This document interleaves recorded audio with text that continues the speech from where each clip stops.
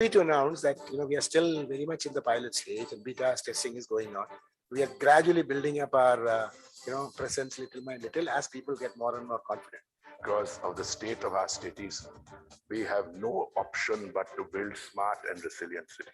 Digital India is more for the poor, underprivileged, and deprived.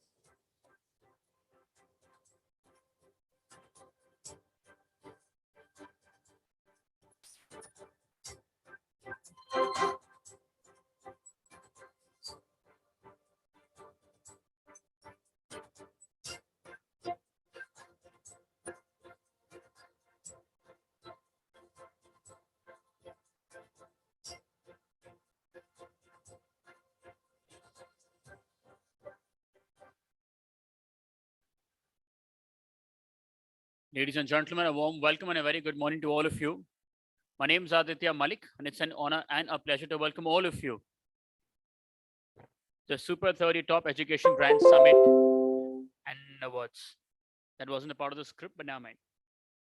BW Education, a 7+ years old exclusive education community of BW Business World, is pleased to welcome all of you to the 5th edition of BW Super 30 Top Education Brand Summit and Awards to acknowledge and applaud the efforts of influential educators who are setting new standards for leaders and teams around the country. BW Super 30 Top Education Brands Summit and Awards Conference aims to gather the movers and shakers to pave the path towards a holistic growth of the nation through advanced and sustainable education ecosystem. BW Education is a platform to explore the latest innovations and ideas that can transform the lives of students, educators, and of course, the industry.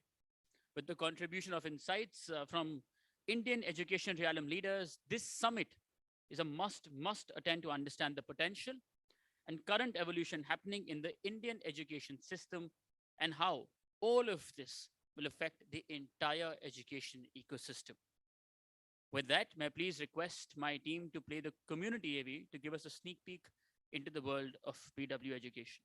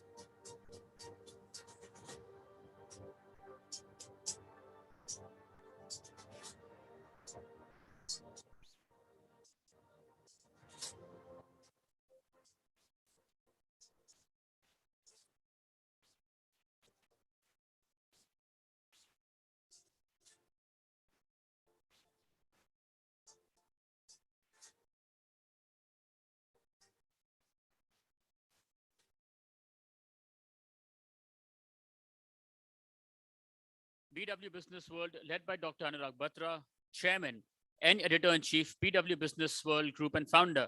Exchange for Media Group is the fastest growing business media house in the country. With a network spanning across 23 niche business communities and 8 magazines, BW Business World is proud to be entrenched in various verticals in the domestic as well as global business ecosystem. With changing times, BW now has a massive readership in the digital space as well. BW in its portfolio has 23 niche B2B communities that organize conferences and forums to facilitate interactions between sectoral business leaders and also create a conducive environment for collaboration. To keep yourself updated of all the developments, please subscribe to BW Business World Group magazines. I promise you, it will add to your professional quest for knowledge and insight. For all our attendees today, there are lots of exciting offers as well. We request you to please meet Vinod Kumar at the registration desk. He can help you with more of such details. Our latest BW education issue talks about top engineering colleges, 3 years of NEP, divided opinions on new rules for faculty appointments and more. Today's digital broadcast is being streamed live across all BW Business World platforms, including our social media channels and also on www.bweducation.com. As we flag off today's event, I encourage everybody to please join in the conversations of the day and share their learnings by using the hashtag Super30TEB. 30 is numeric. With that, may I please request my team to now play the event AV?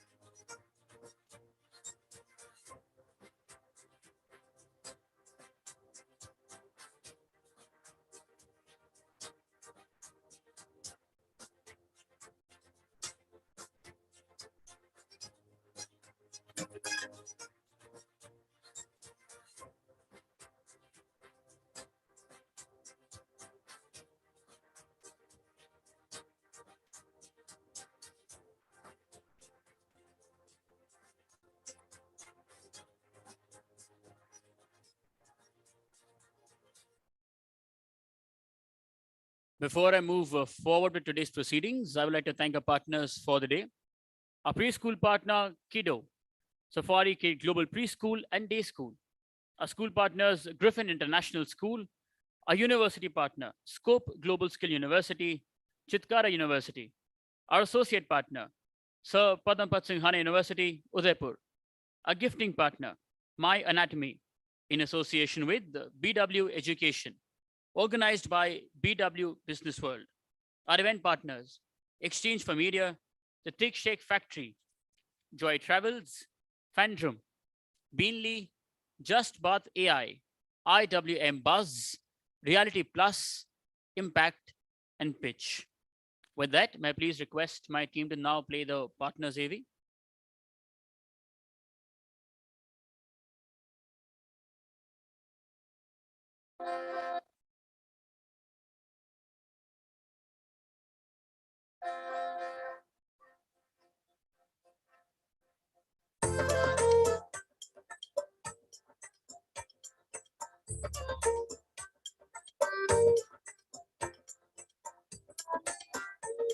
Udaipur को मेरे dad से बेहतर कोई नहीं जानता।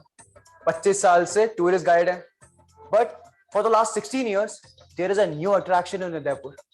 देखना चाहोगे? चलो दिखाता हूँ।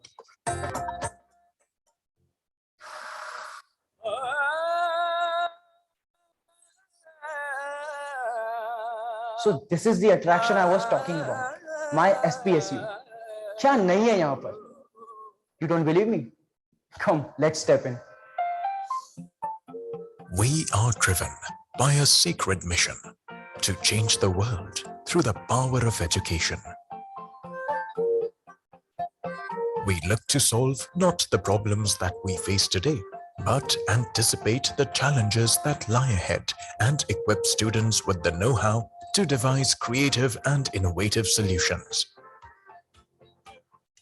We redefine for the India of the 21st century, fostering a culture of continuous learning and reinvention. We imbue education with a sense of social consciousness and awareness, creating professionals with the skill sets and know-how to effect real and lasting change. Secret is a relentless drive to better not just our learners, but ourselves with constant faculty and management development. Sir Padampat Singhania University was established in 2007. It has the legacy of Sir Padampat Singhania and is an initiative of JK Cement. If you look at it has a sprawling campus of 100 plus acres, and it is an energy efficient campus, a conducive environment for higher learning. There is a lot of focus on internationalization, industry integration, and innovation. The university is a new age university where you are preparing the youth to be the change agents for the future, and they are nurtured to become the leaders of tomorrow. At the university, we have several centers of excellence which are committed to create sustainable environment. There are high-end research practices which are taking place. Students are being equipped to contribute to the development of the practices within the corporate world. Through technology-enabled environment, rich curriculum, and through experiential learning, we are empowering youth to build nations.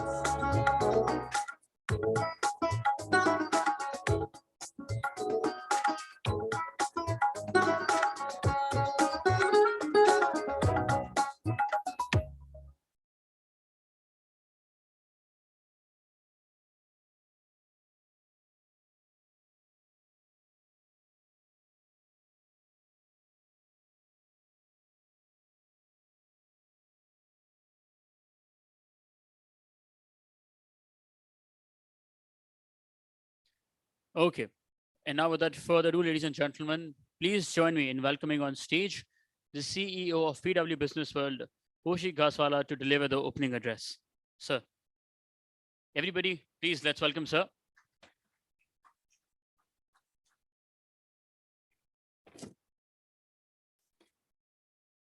Good morning. Good morning.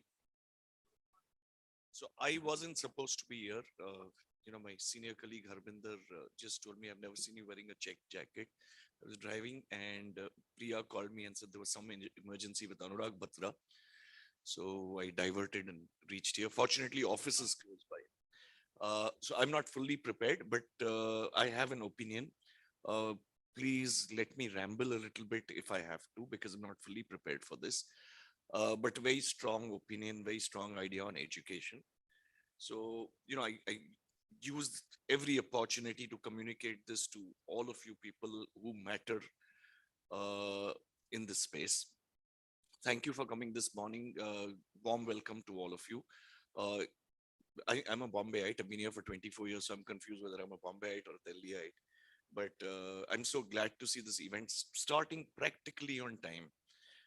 Others, Delhi events take about 1.5 hour. NCR events start about 1.5 hour later.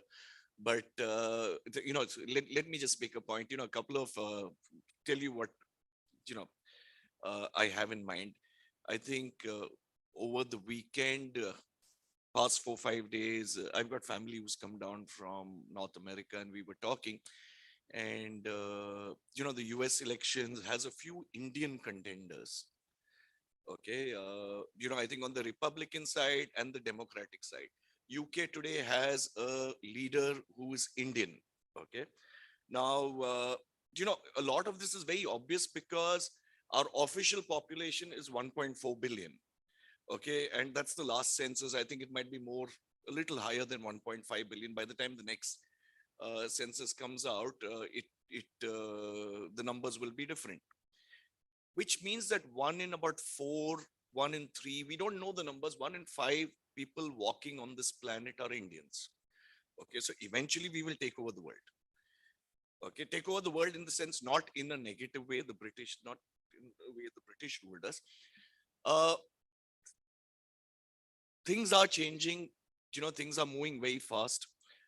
But having a lot of people and not people who are gainfully employed, gainfully occupied is dangerous. Okay, it's extremely dangerous, and we are seeing signs of it. I hope sometime I can drop all this and join the UN. That's if they have me to work on global peace. And I believe two things can create. And I have started writing something on my computer. There's a document on my desktop. I don't know whether it will ever make any difference, but there are two things that will bring global peace. Okay, one is de-weaponization. Now people can laugh and think it's a dream. We only talk of denuclearization. De-weaponization, I'll talk about it when we do a BW Defense World event. But it's crazy to think that we continue to create weapons that take lives and destroy properties. Okay, when it's not required, a lot of this that can happen. The second thing is education. Okay, if you can create employable education, a lot of the world's problems will stop. Let me just share this with you, and I'll leave the response to you. But we've seen on YouTube, we've seen videos where in several nations, children are indoctrinated from the age of 6 and 8 to hold weapons. Okay, just imagine going and telling those people who are indoctrinating the children that, Chief, don't do this. The world will give your child an equal opportunity chance. Just a chance. We are not guaranteeing employment. What will the terrorist choose for their child? Okay. We will have to somehow, fortunately, that is not the situation in India. But, a lot of violence, I see a lot of strife, not as much as other nations, but, I wonder that how do people have so much time to go out there and do it? All I can say is you create good education, you give people opportunities, you give people the hope, life will change. Okay. One more, and I worked on this for about 6 years. I ran a services outsourcing company. I've always believed that India could be the services capital of the world, the way China had become the manufacturing capital. But there is so much that India can do for the rest of the world. Okay. And we can do it. If you look at the demographics of other countries, they need us. All we have to do is create employable education, employable people. Business world is a platform at the end of the day. We can't survive without, we don't have education specialists or defense specialists or entrepreneurs within our system or technology. We work as a platform. We've got editors, and we pull on people like you to help us going and help us building the nation in different ways. Having said that, this is our little effort in trying to encourage the education industry to do better.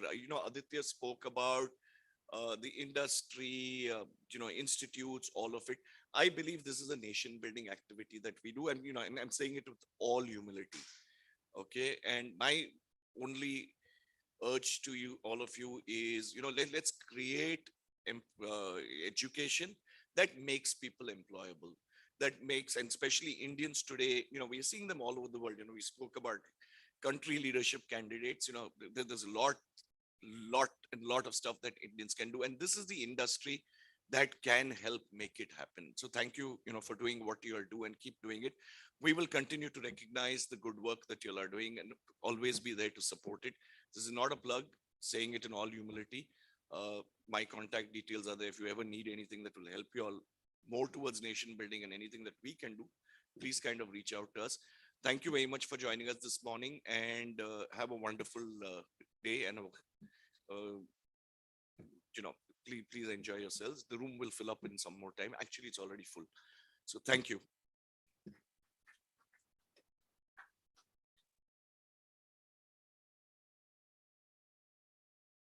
Thank you so much, sir.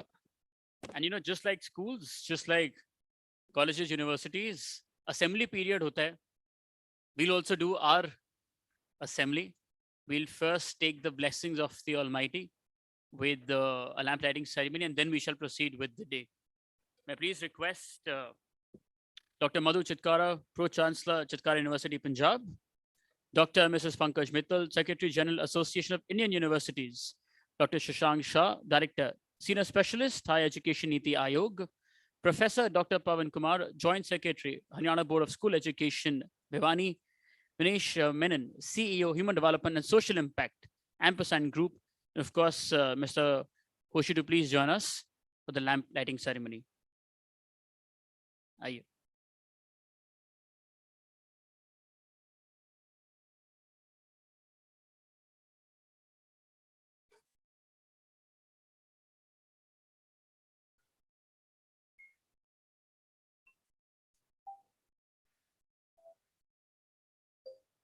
वक्रतुण्ड महाकाय सूर्यकोटि समप्रभा निर्विघ्नं कुरु मे देव सर्वकार्येषु सर्वदा.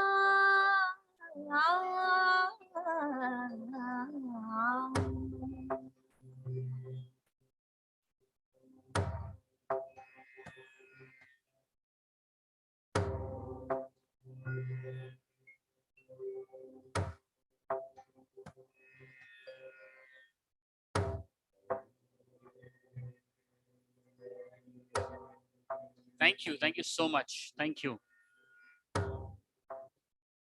Thank you. And with that, we are good to go. Our inaugural session is on making 21st century education accessible to the last student.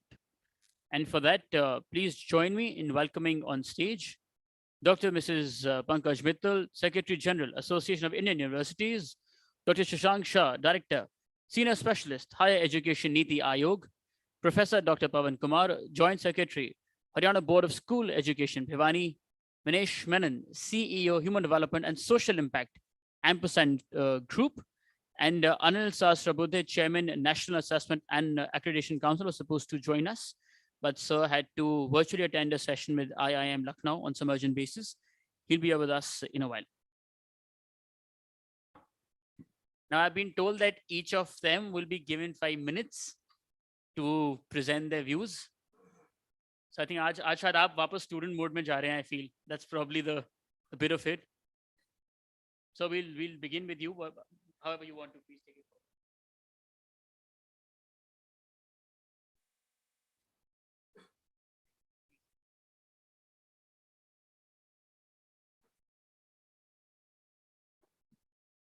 A very good morning to all of you. The dignitaries on the dais. Shashank is a good friend. He's from Niti Ayog and doing a very good work in Niti Ayog. All the distinguished gathering who is sitting in front of me. Rajita is there. Madhuji is there. Many people whom I know are there. So a very warm welcome to this event. And also thanks to Business World.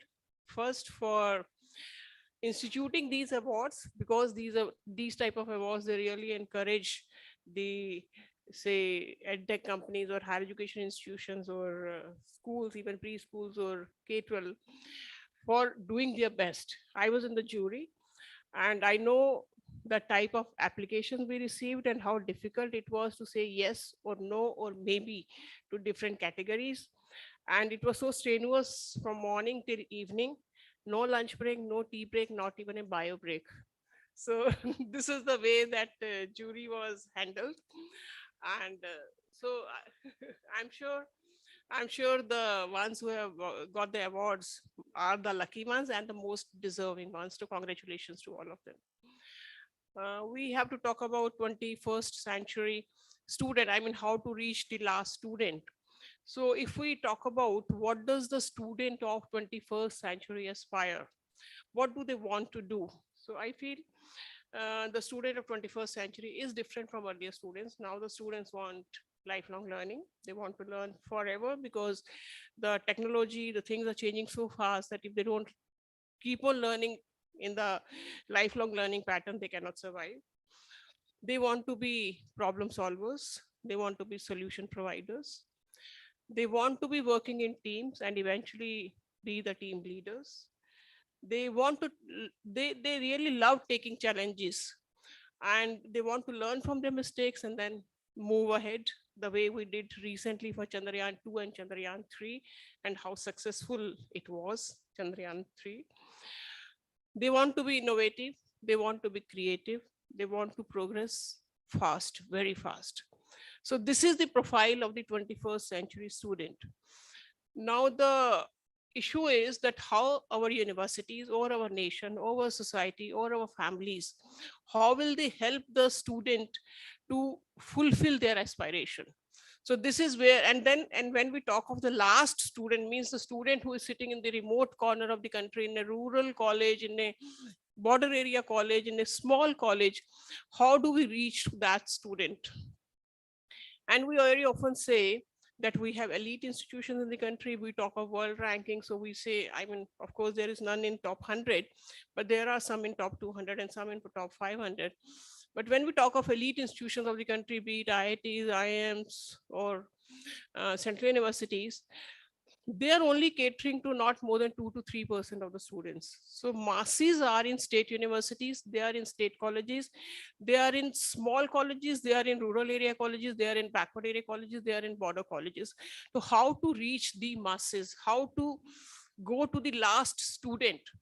So luckily, when this COVID came, we got answers to some of the questions. The technology is now available. When I say technology is now available, I mean that the possibility is there, but of course the challenge of having devices, internet connectivity, required bandwidth, that is there, and the government is working very, very hard in providing those services. At the panchayat level, we have now provided the internet connectivity. Of course, bandwidth and quality of the internet may be an issue, but technology can really help. I many times I tell the students that if you did not get admission in IIT, don't worry. Whatever college or institution you are studying in, be whatever remote it is, the IIT professor will come to your house and teach you at your convenient time on your laptop, and that too free of cost. How? Because the technology has made it possible. Under NPTEL, all the lectures of the IIT professors, they are recorded and they are available, and every student can make use of it. So technology can really make quality education reach the last student. So I feel that we should be spending, means I mean government should be spending more, the institution should be spending more, the philanthropic organizations should be spending more on creating technological environment till the last mile, in creating devices. We can be even donating devices. We know that everybody has so many mobiles, like whenever a new version comes, we keep on discarding the old versions. Can we donate those devices to the students in the colleges, rural colleges, poor students? So we have to create a ecosystem in which technology can be used. Then when we talk of MOOCs courses, we know that everywhere we cannot have quality teacher. It costs to have a quality teacher. But when we talk of MOOCs courses, I was handling SWAYAM in UGC, and there we were making MOOCs courses for the students, and I did realize that even the best teachers, they were finding it very difficult to make a MOOCs course. In sort of it was difficult for them to speak in front of the camera. They used to say that we can be teaching a class because we get a response from that side, but teaching a camera, we don't get any response. So they used to fumble in front of a camera. So how to create quality e-content? And after creating quality e-content, means by training the teachers so that they can be creating a quality e-content, then how to take that e-content to the last mile, to the rural colleges. So these SWAYAM courses, they have come like a boon. During COVID also you saw that UGC, which was earlier saying that 20% of the courses in a regular program can be done through MOOCs, they increased it to 40%. And now those SWAYAM courses are coming like a boon to every student.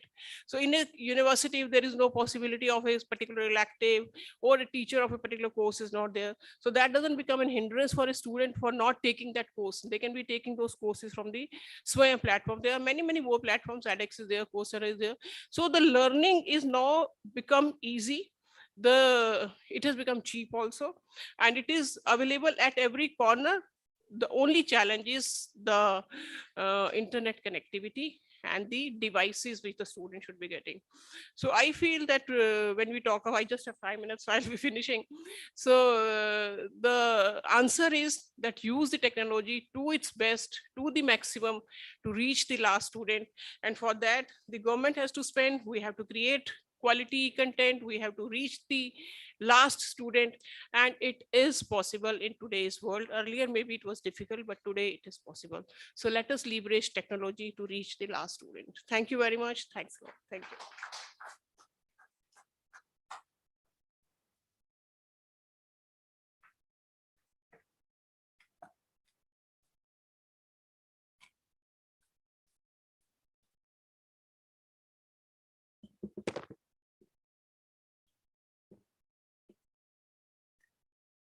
Very good morning to all of you. Since I was informed for a 10 to 12 minute keynote, I have prepared for one. So I'd request your indulgence for that, because I've put together a lot of data, which I'm sure would be very useful to all in the audience here, and also to several thousands watching this online. I think we are in one of the most memorable fortnights of contemporary Indian history. Last week, we celebrated India's landing on the south pole of the moon, the very first by any country in the world, and has given us global recognition and appreciation. As if moon was not enough, today's morning's papers tell us that we are heading to the sun with the launch of the Aditya L1 this week. And next week, we would be hosting the presidency of the G20. We'll be hosting the summit event of India's G20 presidency, where India's leadership of not only the global south, but almost all of the world, and its progress and success with respect to its socio-economic development over the last 7.5 decades will be, and already is being, acknowledged. I think this is a phenomenal opportunity for all of us to feel proud of. And I think if there is one ecosystem that has played a very important role in making this possible, it is the higher education system of India. Why do I say that? When all of us were watching the launch, or rather the landing of Chandrayaan-3 on the moon, and finally when we did land on the moon, the Vikram lander and the Pragyan rover, what we saw was smiling faces of scientists and researchers at the ISRO headquarters. But what was unique was that each of those scientists and researchers were products of our own higher education system, which has enabled them to reach to such world-class levels that India, with its Atmanirbharta in this space, is able to do what nobody else in the world has done. I think this is the transformative power of higher education, which each one of us need to leverage and each one of us need to be proud of. Let me take you to the next part of my presentation, where I'm going to talk about how India has fared in the higher education space over the last 7.5 decades. Way back in 1950, we were just 20 universities. Today, we are 1,200. It's a 60x growth in 7 decades. The number of students then was about 2 lakhs. Today, we are over 4 crores. It's a 200x increase in the number of students. The gross enrollment ratio then was 0.7%. Today, we have crossed 27%. It's a 40x increase in gross enrollment ratio in 7.5 decades. It's impressive for a nation which is now the most populous country on this planet. Let us see closer home the last decade, the last 2 decades. How have we done? In the last 2 decades alone, our GR increased from 10% to 27%. From 2000 to 2022, the number of colleges have gone up from 10,000 to 44,000, and the number of universities from 250 to 1,200. In the last 9 years alone, we have inaugurated 1 university and 2 colleges every single week. That's the kind of expansion of higher education that India has seen, with state-private universities coming up in a very big way, as they have grown over 3x in these 15 years, from 120 to over 400. We are often put in the spot with respect to our investment in higher education, and I did some research to come up with these numbers. The UNESCO Institute of Statistics states that India's expenditure on higher education as percentage of GDP, this is both the central and state government's expenditure, is at par with other leading nations. In 2019, it was 1.3% of the GDP, which is about $36 billion. In the last 9 years, last decade, the central government share in higher education has been substantially rising. It has increased about 40% in the last 9 years alone. So I think we are moving in the right direction when it comes to expansion, when it comes to investment. And now coming to the theme of this session, ensuring that the last student of the society has access to higher education. I think this resonates with what the father of the nation had mentioned 8 decades ago, the ideal of wiping every tear from every eye. What Business World Education is talking through this theme is basically the Antyodaya for higher education. How can we ensure that every student has access to higher education and not just 27%, which is what our current gross enrollment ratio is? What the Sarva Shiksha Abhiyan did for school education nearly 20 years ago, the National Education Policy 2020 is providing a canvas for us to achieve in the space of higher education. Let me highlight 3 areas where this access can be increased. I think one very important area we need to focus on is gender focus. India has already achieved a gender parity on 1.01, and we all need to pat our backs because now there are more women in the higher education system than men. Yet there is opportunity for improvement. Nearly 13 states and union territories, especially in the eastern and northeastern part of India, have not achieved this kind of gender parity. How can we contribute to better gender focus? I think there is need for a more safe and secure environment in our higher educational institutions, hostels, transport facilities, access to personal hygiene, especially in hilly states and tribal populations. Better access to finance, scholarships, free ships, and of course, a robust multiple entry, multiple exit system, especially for female students who drop out due to social economic circumstances. The second area to improve access is the SEDGs, the socially and economically disadvantaged groups. India is today the second largest higher education system in the world, with 8 universities per lakh population and 30 colleges per lakh population. But there is a need to focus on the remote regions of our country, especially as Dr. Pankaj Mittal mentioned, the Himalayan states, the Northeast regions spread across 14 states and union territories. Interestingly, out of the 112 aspirational districts of India, 43 districts have at least 1 university.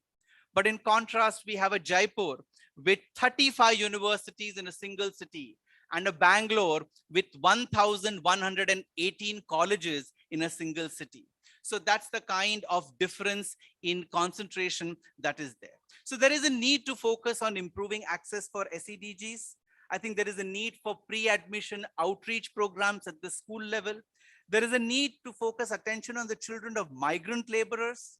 There is a need for better higher education financing ecosystem. There is a need to provide content in local languages. There is a need for dedicated hostels in practically every district of India for these groups. And there is a need for providing focused infrastructure for the Divyangjans. I think this is very vital for ensuring access. I'll come to the third part, which Dr. Mittal already mentioned about the role of technology in ensuring access. I think what we saw during the pandemic was phenomenal utilization of technology in education. And I think if this has been possible, it is because of the extraordinary growth in our public digital infrastructure that has been seen over the last decade and more. The number of internet users in the last 12 years has increased 10x from 9 crores to over 90 crores in India. The cheapest mobile data rates are available in India. From nearly 90% high rates, we've come down 90% less. Today, it's 14 rupees per GB in less than a decade. And there has been a 27 times increase in the number of smartphones from 3 crores to over 93 crores in just a decade.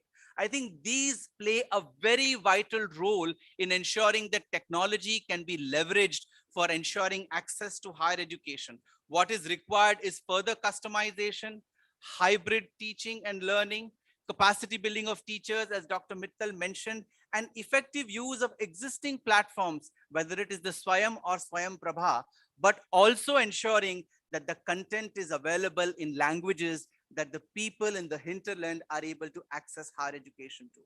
I'll go to the last part of my presentation.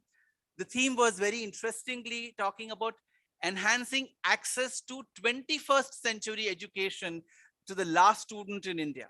I think 21st century education is not just about access alone. It is also about quality and future readiness. If we were listening to the address of the Honorable Prime Minister at the B20 summit, he mentioned about 3 vital transitions that the business world should be focusing on. From carbon credit to green credit, from pro-planet people to pro-planet institutions, and from consumer rights to consumer care. These would be or should be the mantras for business all over the world, as highlighted by him. There are 3 areas I would highlight for 21st century education, which Indian higher education institutions need to transition to. We need to move from teaching to research for teaching. I think research is very vital in the higher education ecosystem. And I think this is one area where India needs to do even better. We lag behind major nations of the world with just 0.7% of GDP invested in research, which in absolute terms amounts to about $18 billion, which is at par with most our peer nations like Brazil and others, and even better than South Africa or Mexico. But when calculated per capita, it's a mere $13.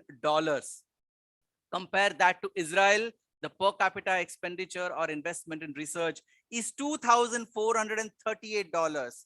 And in Japan, it is $1,300. That is the kind of investment in research that these developed countries have engaged in. I think higher education research is mere 10% of our research budget. And we've done well in the last 8 years. The higher education share of R&D has gone up by 3x. And despite the limited budget, we contribute to about 4% of global publications. So I think this is an area where we need to focus phenomenally. The second area is job seeking to job creation. I think India becoming the 3rd largest startup ecosystem in the world is proof of the potential that we have.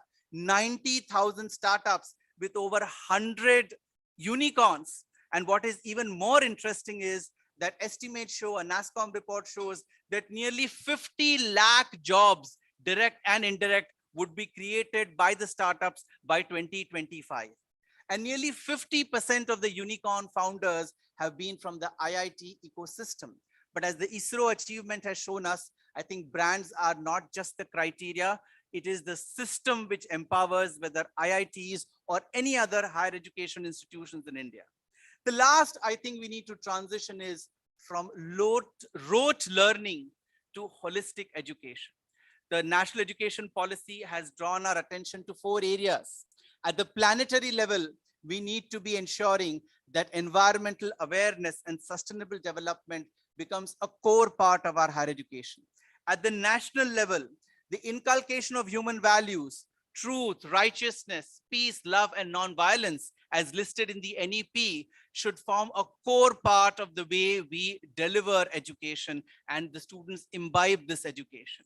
At the community and society level, I think social engagement is very vital, and the concept of seva introduced in the NEP. And at the individual level, I think it is multicultural competence that is vital for being good human beings. IQ can be hired as you rise up the corporate ladder, but it is EQ and SQ which you need to possess as a leader, because that cannot be outsourced. I think in the next 25 years, as India becomes the largest provider of human capital to the world, the higher education systems are going to play a very important role. By 2035, we will be doubling our student base from 4 crore to 8 crores, which means 2 crore graduates will be leaving the portals of higher education institutions every year. Are we only going to create 2 crore job seekers, or are we going to create 2 crore individuals who have nobility and ability? The ability of contributing as knowledge workers to India of the 21st century, but also with the nobility to espouse the value of Vasudhaiva Kutumbakam and achieve the vision of one planet, one family, one future. It is before us, and we shall achieve both of these. Thank you very much.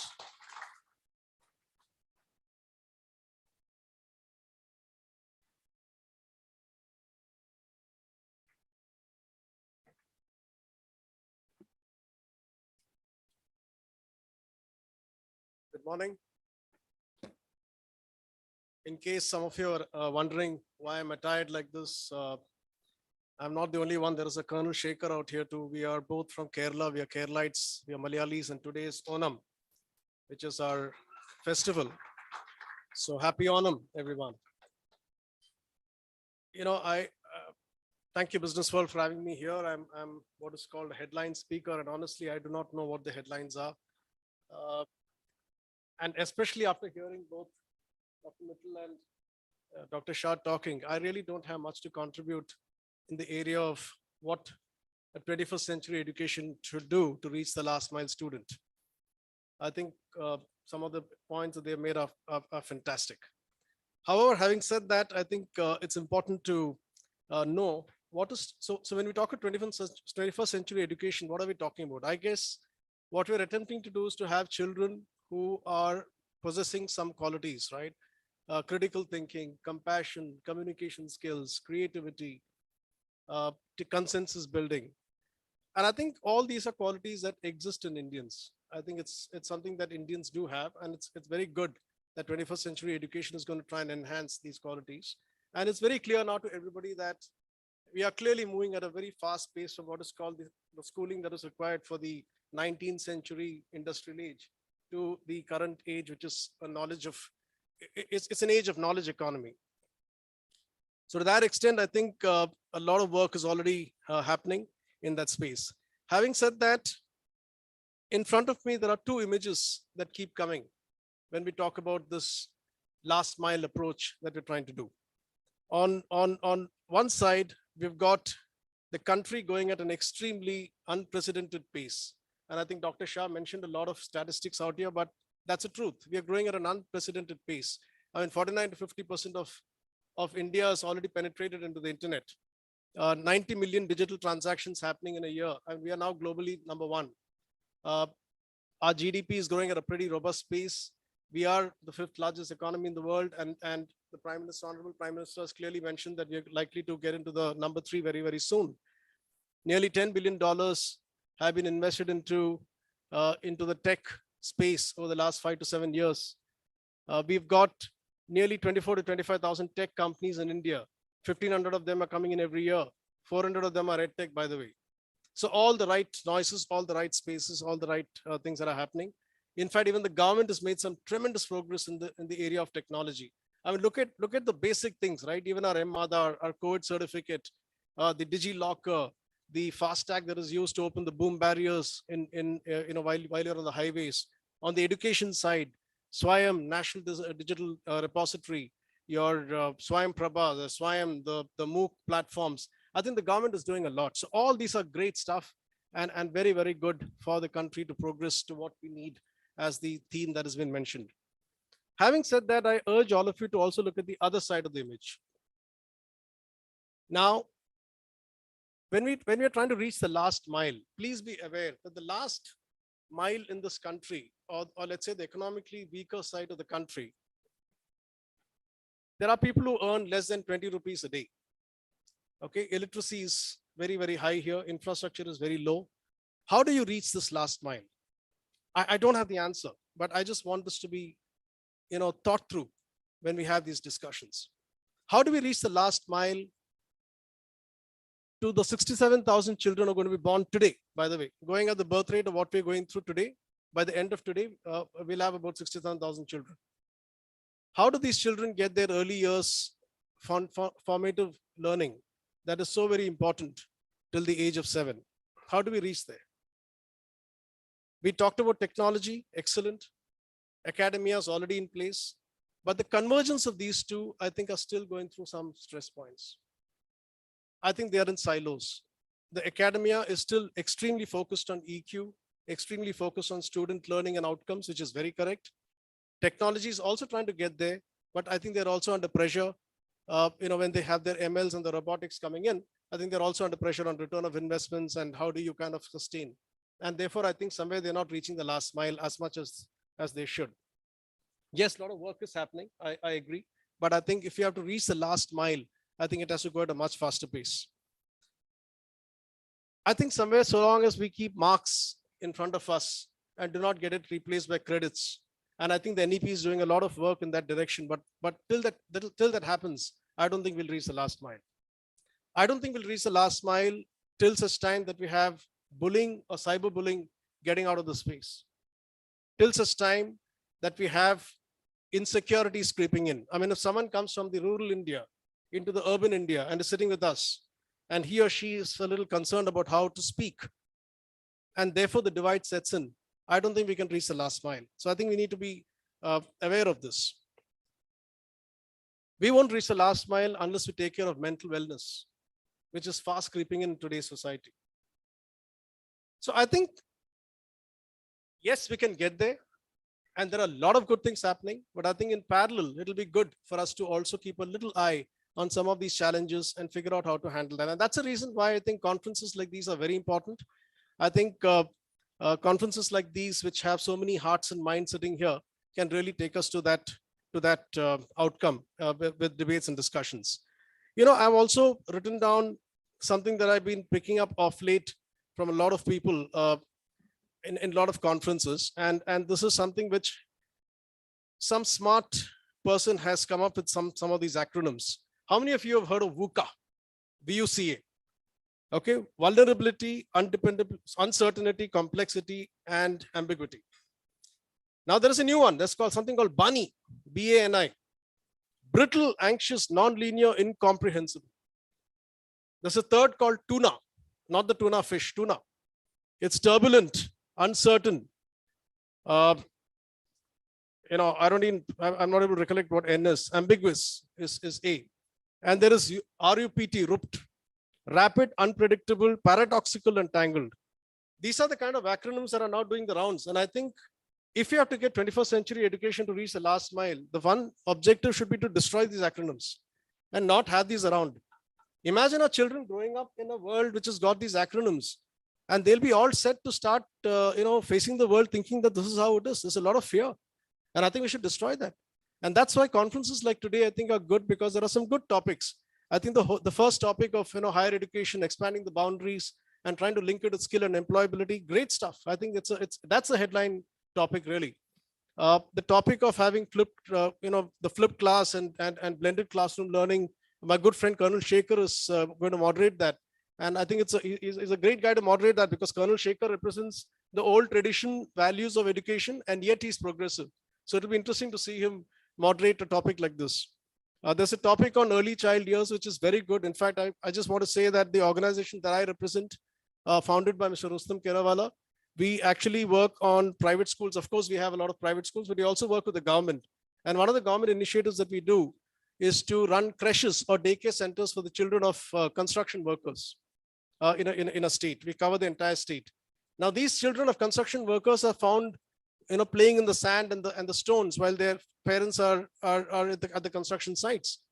And that's an initiative that we've done. But what we're doing is probably going to touch 0.001% of what the country needs. And I think these are the areas that probably we need to look at as we go forward. So early child education and childcare and topics around that, great stuff. I think there's a topic on new age teaching and upskilling ourselves. And in a recent conference that I attended, there was a big debate on AI and the infusion of AI in teaching. And the conclusion was that, look, AI will not replace teachers, but teachers who do not adapt to AI may get replaced by teachers who adapt to AI. So that's the conclusion that's coming out. And therefore we need to be aware of that. So it's a great topic. Decoding the NEP, I think it's done, but it's good to refresh. But more interesting is the last topic of the day, which talks about practical implementation of NEP on the ground. I think 3 years of NEP on the ground is going to get discussed by a very senior bureaucrat from Puducherry, and I think that will be exciting to listen to. So I think it's a great day. It's a great productive day, and I wish everyone a fantastic learning experience and a sharing experience, and happy morning and happy day to all of you. Thank you.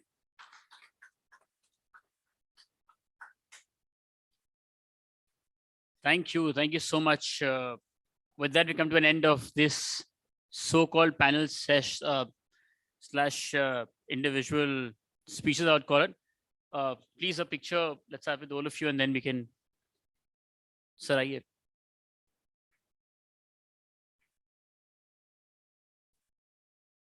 I think collectively once for them, ladies and gentlemen, for starting the day, for sharing their viewpoints.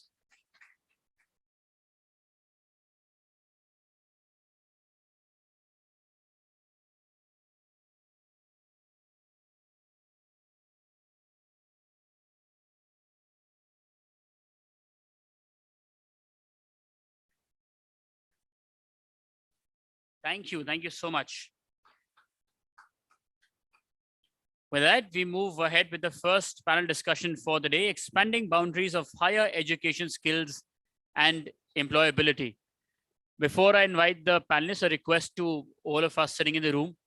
We request you to please, if you have any personal discussions, to please take them outside the hall, because this is a chotu sa hall. So even your whispers are heard loud and clear. Just a request. Thank you.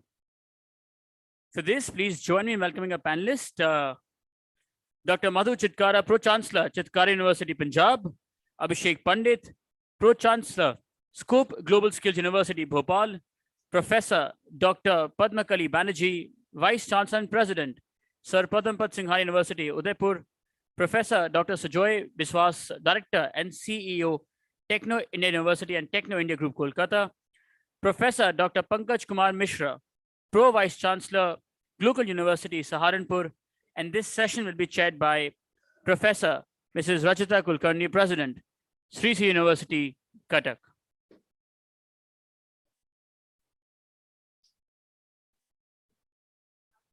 Wherever, ma'am, please. Wherever.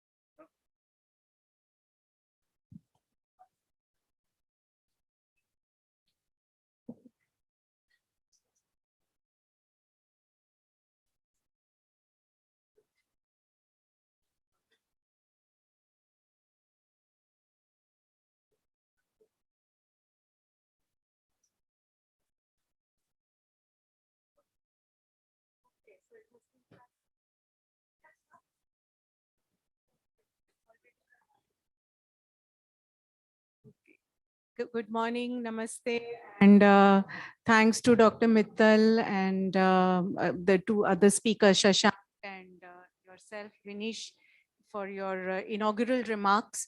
And we are beginning the panel already in an agile and completely agile way, where 10 minutes has been taken away from our panel. So hearty welcome to all the distinguished panelists. And this is the session where we talk about how we can expand the boundaries of higher education from a skill and employability point of view. Dr. Shashank gave a lot of statistics.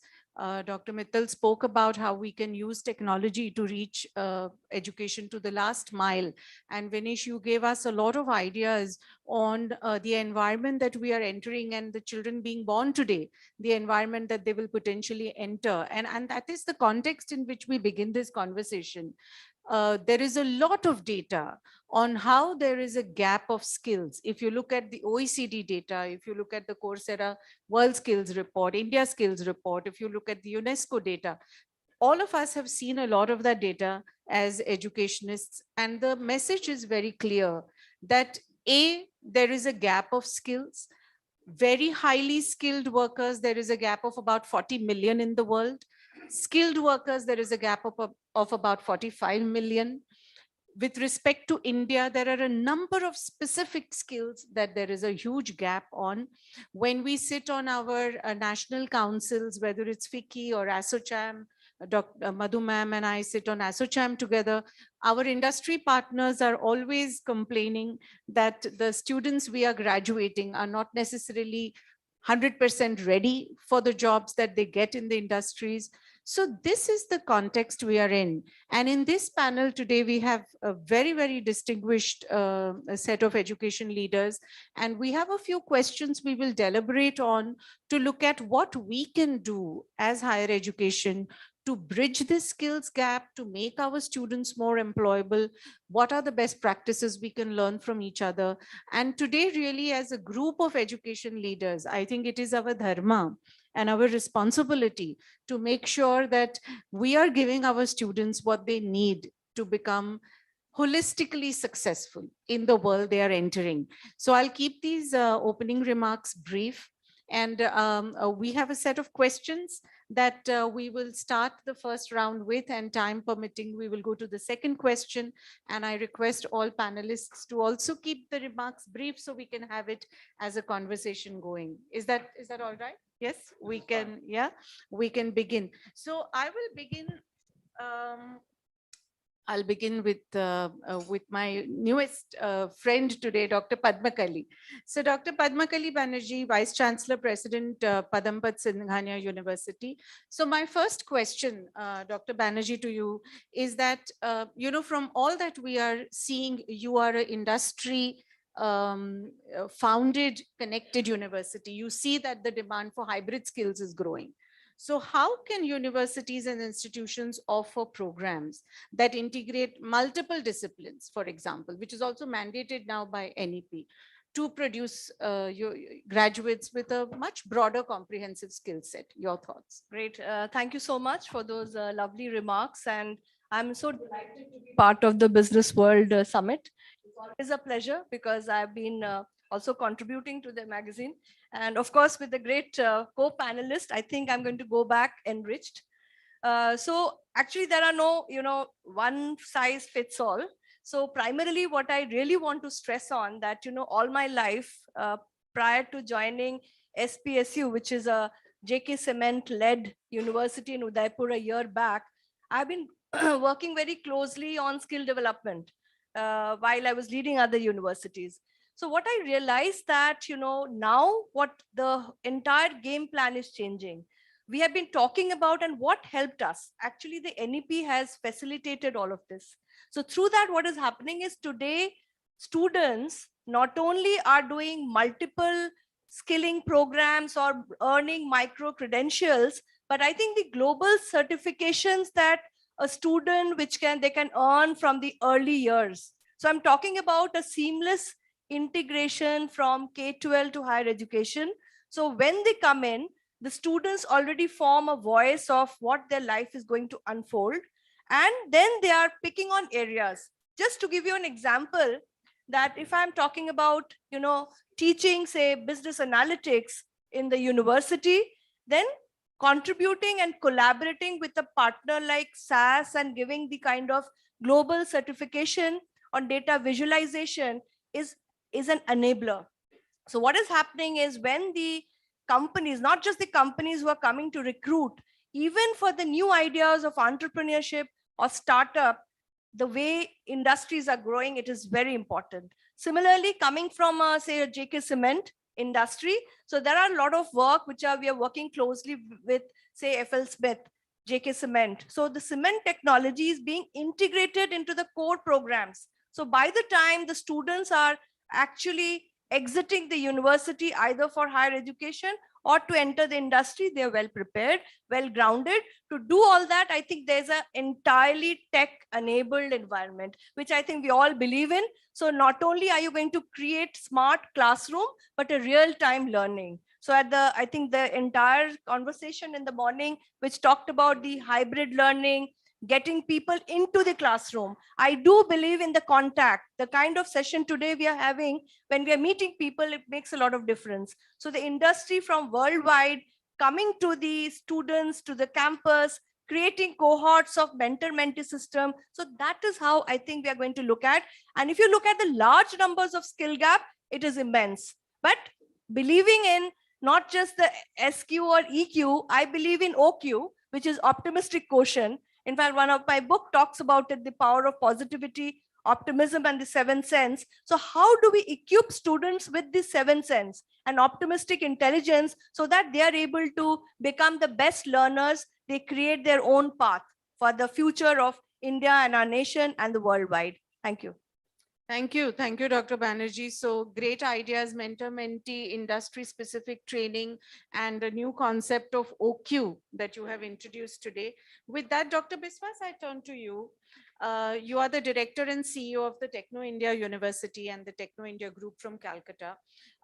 Dr. Banerjee spoke about industry-specific training. I want to come to the big elephant in the group, in the room always, is the new technologies, emerging technologies, AI, ML, etc. So what is your view on how can emerging technologies like AI, data analytics, ML, etc. be leveraged to personalize education, to upskill, to provide students with learning pathways that are customized, tailored to them, so they become more employable?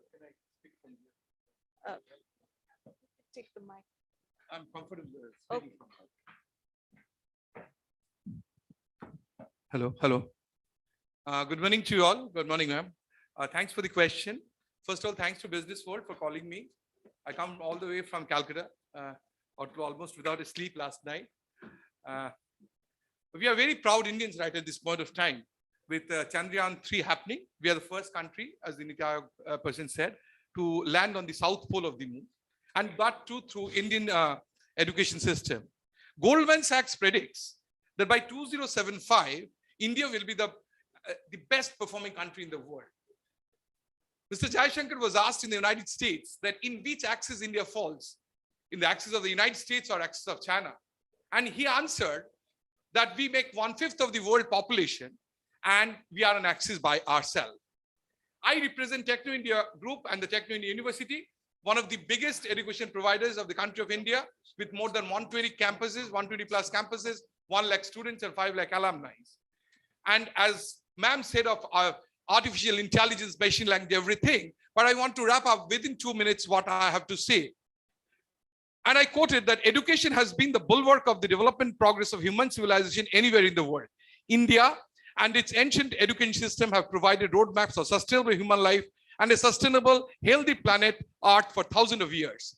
The basis of education is and always has been the development of the individual, the physical, the intellectual, the emotional, and the spiritual being of the individual need to be nurtured, to be worked on through the process of education.